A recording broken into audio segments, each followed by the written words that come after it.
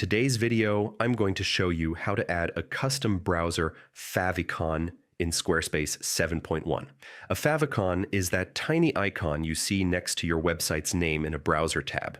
It may be small, but it plays a big role in boosting your brand recognition and giving your site a polished, professional look. Let's dive in.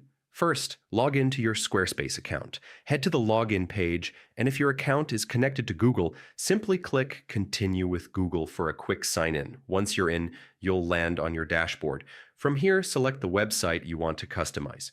Next, go to Settings from the left-hand menu. Inside Settings, scroll down and click on Website. This section houses many of the customization options for your site. Now, look for the option labeled Favicon and click on it. This is where you'll upload your custom icon.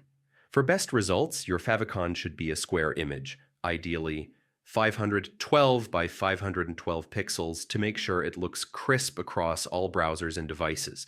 If you already have a favicon designed, click Upload from Computer and select your file. If not, you can create one easily using free online tools or choose a simple placeholder until you design a custom version.